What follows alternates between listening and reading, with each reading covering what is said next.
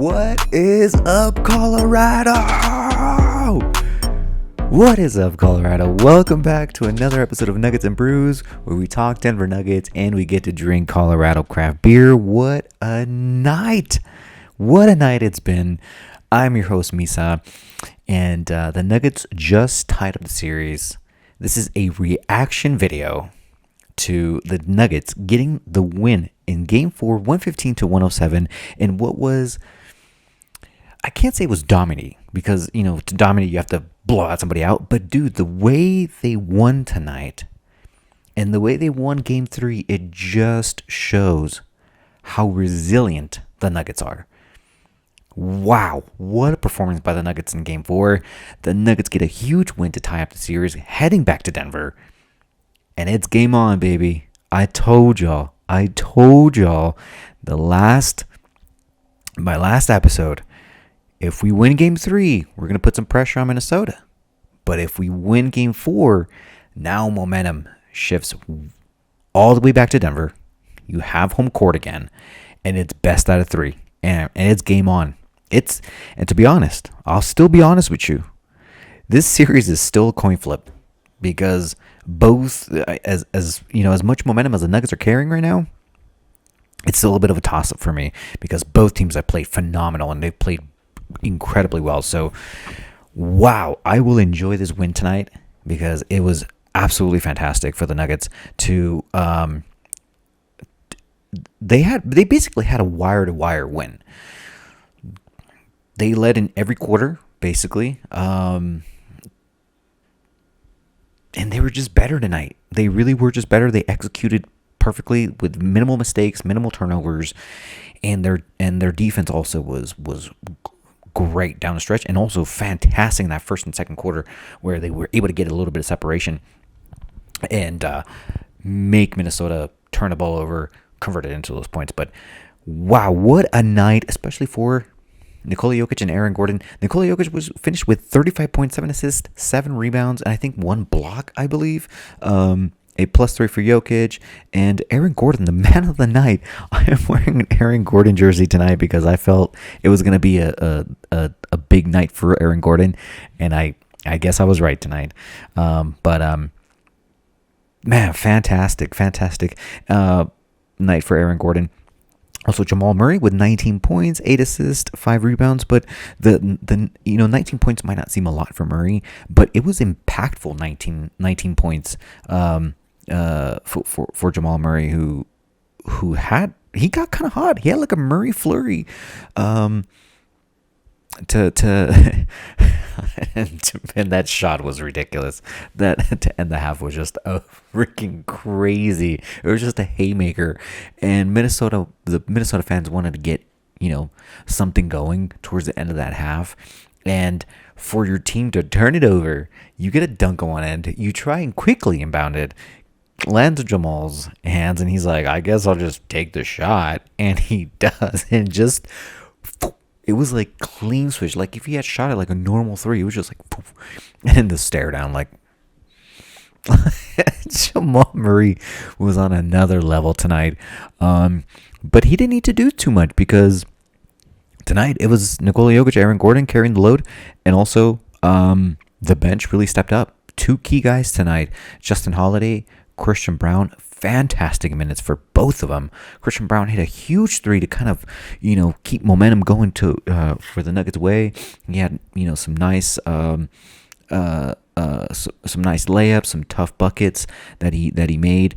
And Justin Holiday came in, earlier in that first and second quarter, and earlier in that second quarter, late in the first, and he hit a couple threes that were just like, bam! It was just like we countered their threes finally with our 3 of our own, and it was just great to see that we had that type of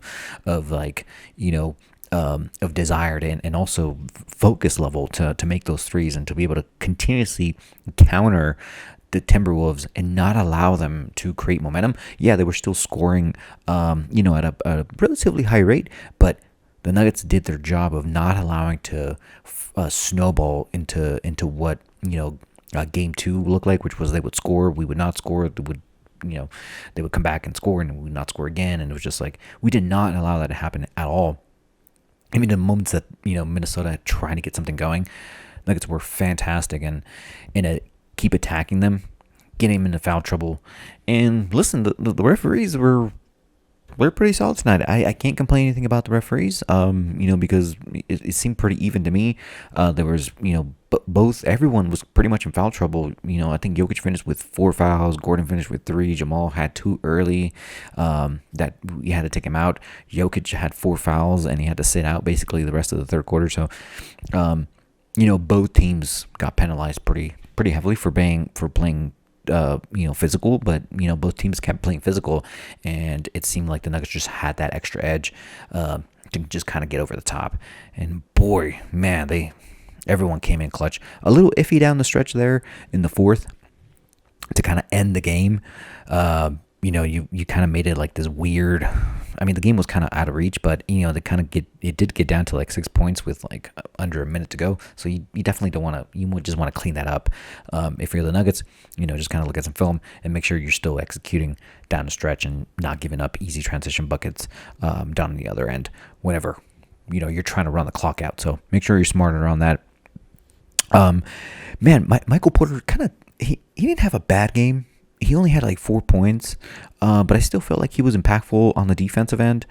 He did kind of had a little bit of a bad whistle tonight for whatever reason, and just couldn't get it going offensively. But he was doing other things that were solid. He drew a foul call on Carl Anthony Towns. He was able to draw a foul on him, but he was solid, defensively here and there. It sucks that we couldn't get him going. So hopefully in game 5, back home, we see the Michael Porter draining threes and going hard to the bucket. So no, man, it was what a great way to tie the series up and to flip the narrative from those, especially after game 2, because like I said before, game 1, it was just like great game. The Timberwolves just out executed the Nuggets. Game 2, just toss that one. I don't even want to remember anything about that. And so you go into game 3, you were like, man, we got to get this one. You get game 3, and you're like, finally, we got some momentum. We feel like we're ourselves. And then to come in here and to sustain like a very focused Timberwolves team, like Anthony Edwards, gosh, what did he finish with? 44 points? Are you kidding me? 16 of 25. I mean, that's super efficient. And 5 of 8 from 3. He's a +5. I mean, the dude was literally keeping the Timberwolves in the game. Like, he was the reason it was even close. Had he had a bad game, it would have looked much like game 3. But no, it did get away a little bit from the Timberwolves, but give them credit. They fought back. They really did, and they got it to single digits here and there. And you're thinking like, oh my God, Nuggets, please just don't give into the emotion. Don't give into the momentum, like shifting plays. Kill that momentum. Get some buckets on your own. And they were just great offensively all night. And my God, Jokic put on a clinic tonight. I don't talk a lot about Jokic on the show because we know who he is, and you probably hear it everywhere else. So I try and give a little bit of a different take of like what's happening outside of Jokic a little bit. But tonight, you know what? Jokic deserves all the credit, not all the credit, but he deserves a huge amount of credit, a huge amount of praise, because as I've always said this before, Jokic is the engine. He's the brain, He's that cerebral, he's the brain. Murray's the heart. And everyone else is kind of like their own little body parts, but the team goes as Jokic goes, and the team elevates as Murray elevates. So it's an incredible dynamic that these two players have. They control the game one way or the other. Murray either can light you up in a second, or Jokic can just control the game. And Jokic controlled the game all night, despite Anthony Edwards having a huge night. But no, for the Timberwolves, their starters still finished in double digits, which is good. You expect that from your starters.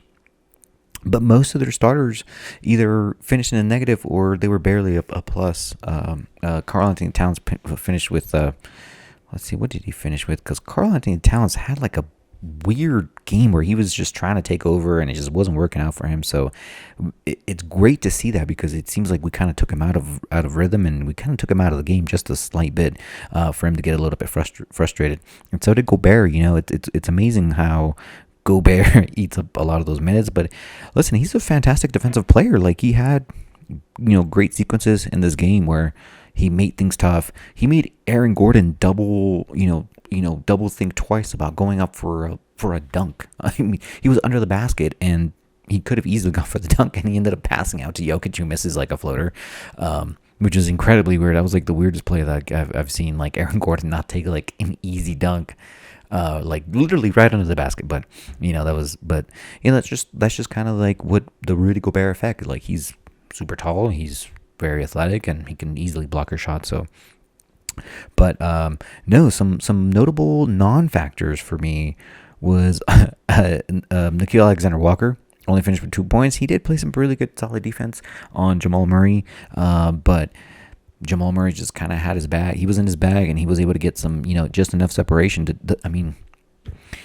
just enough to not, allow Alexander Walker to continue to like double think about what he wants to do, as far as like staying with Murray. So, regardless, he played phenomenal defense on Murray, and Murray still made him pay a couple times here and there. So, he's still an X factor defensively. He might not be scoring a lot, but you have to screen him, because he was picking up everybody full court, and there was times where you're like, is this dude not tired? Like, he wasn't tired at all. Like, he just kept pressuring every ball handler. He kept pressuring, whether it was Murray, Reggie Jackson, even Aaron Gordon had to kind of get away from him a little bit.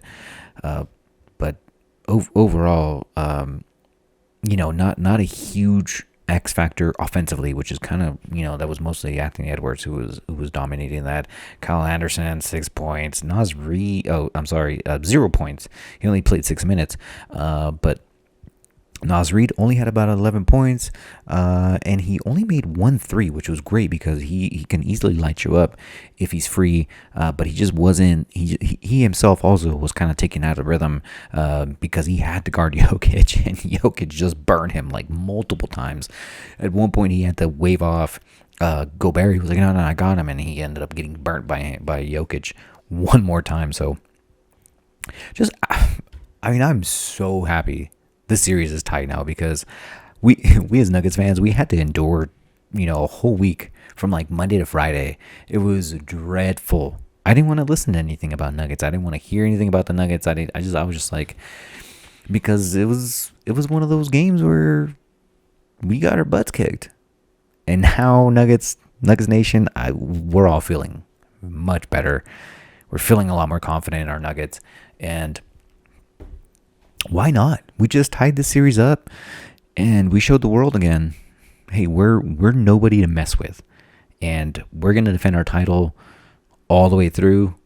Even if we lose the series, I think we still proved that we're no pushover, and last year wasn't a fluke, because it wasn't. And I hate that narrative. I hate that people are still bringing that up as if like going 16-4 is like super easy on your way to a finals run and winning it. But no, man. Let's continue talking some Nuggets. Let's open up this beer. My friend Kyle, shout out to Kyle, my good friend. He got me this beer. I think it's called Incantation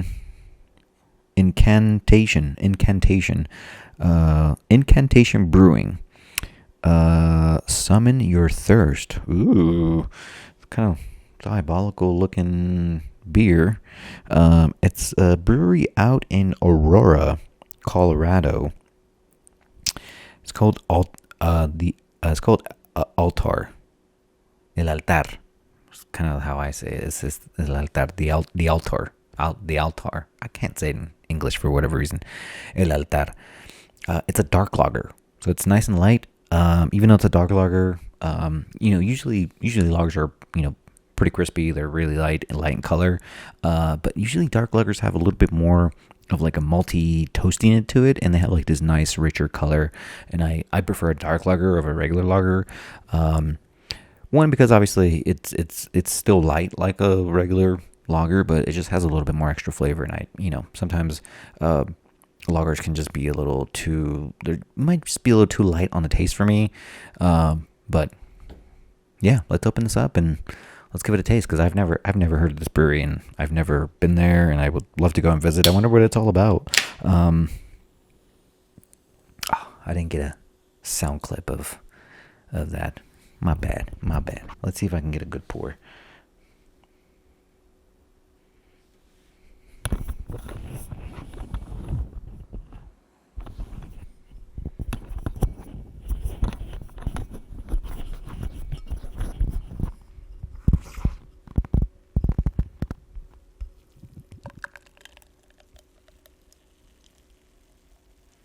Oh, this one's very dark.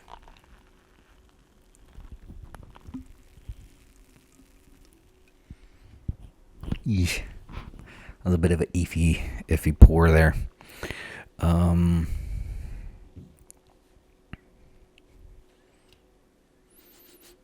Well, it's got a nice color. It's very dark, actually. Usually, it's rare whenever you get like this type of dark lager, because sometimes they'll be like more brown. But this one's pretty dark, so hopefully it's pretty good. Let's give it a taste.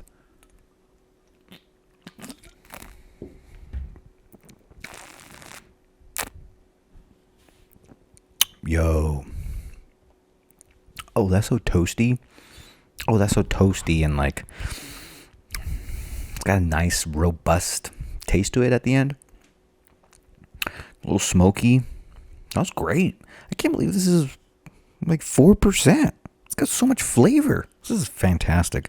So if you are in the Aurora, Colorado area, or you happen to live there or whatever, yeah, check this out. Incantation Brewing. Fantastic beer. Great first time trying this. Absolutely fantastic. I love it.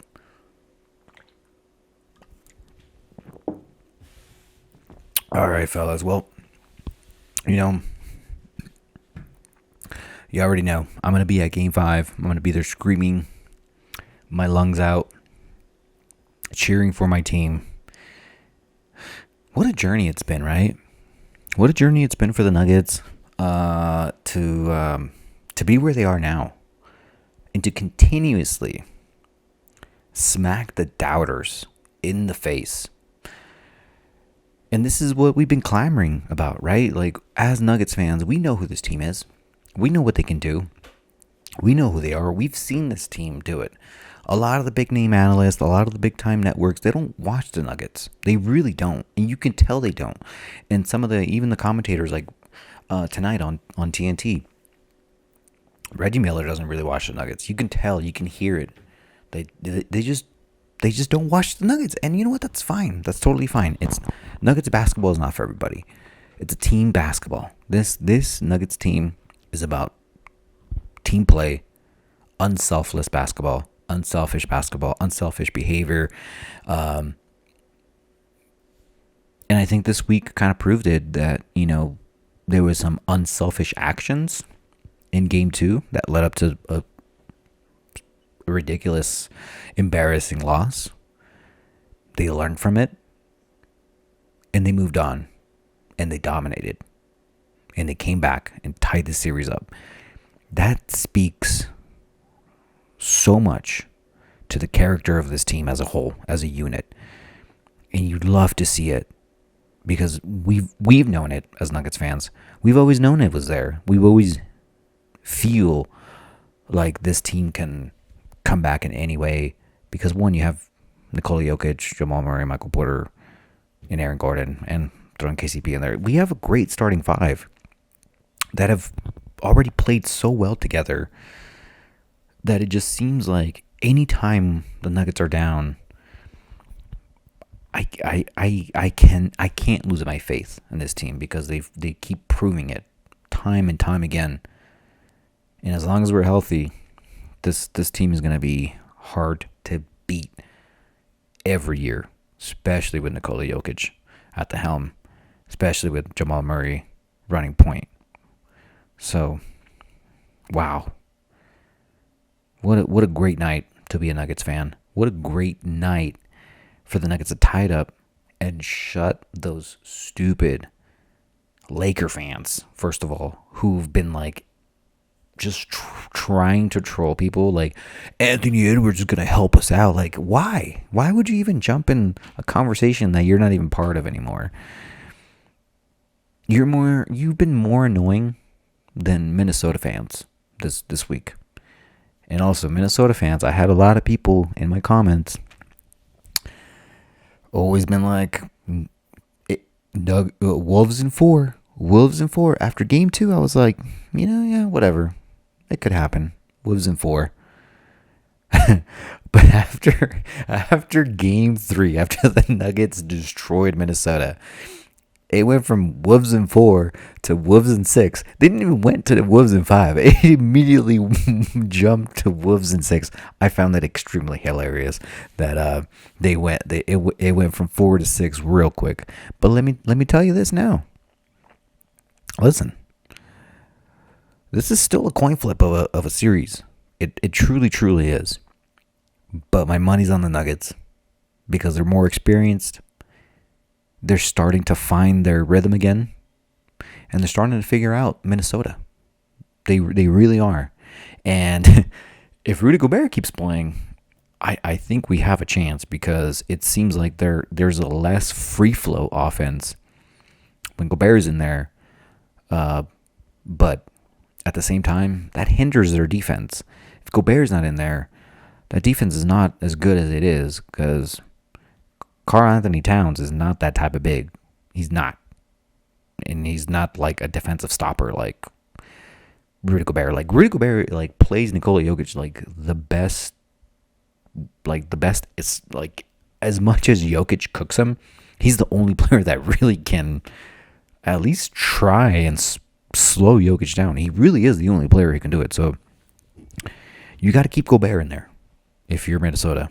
I mean, they're obviously not going to bench him. That'd be stupid.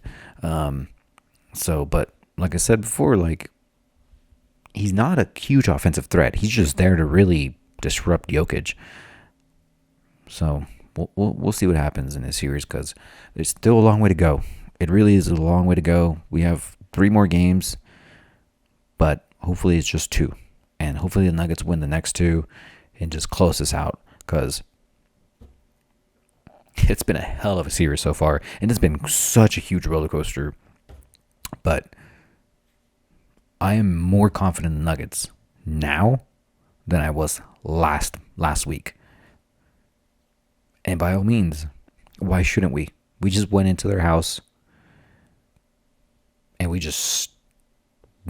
literally took the excitement of Minnesota of them like finally reaching like a second round playoff, and we just went yoink. You ain't gonna see no win. You ain't gonna see no win at all. You're gonna have to wait until maybe game 6, and even in game 6 you might lose that one too. So it's gonna be a while until you actually see another win in Minnesota. So hopefully it doesn't happen. And y'all can keep wishing and you're gonna have to keep waiting. So hopefully that's my wish. Hopefully we close it out in 6, and that's gonna be my final prediction because you have to win these next 2 because if you win at home, you have great momentum. You have to use the momentum. If you're the Nuggets, just keep grinding, keep doing what you're doing, and just keep getting better. And it just seems like the trajectory of the Nuggets now are just it's finally starting to look like it's going on the way up. So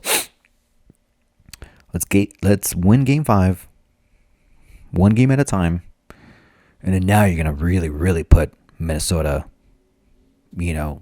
Pressure. The pressure is on Minnesota if you win game 5. So again, it's a toss up. So hopefully the Nuggets get it out. Oh my God, what a night. Anyways, my name is Misa. Thanks so much for watching Nuggets and Brews. The Nuggets get a huge win. huge win. 115-107 behind Nikola Jokic and Aaron Gordon's fabulous games. And Anthony Edwards with 44 points and just couldn't get it done. So, hey, we'll take it. We'll take it any day. We'll take it. So, yeah, great, a great win again. Man, I'm so happy right now, and I'm gonna enjoy this beer because it's great. Here we go. It's on, guys. All right, guys. Good night. Yeah, thanks so much for watching, everybody. My name is Misa. Thanks so much for watching Nuggets and Brews. Adios, amigos. Ooh, we tie this series up. We tie it up and you gon' losing 6 Wolves. I don't hear you, Wolves. You were saying Wolves in 4? What? You said there was a sweep? Nope. Not when Nikola Jokic is around.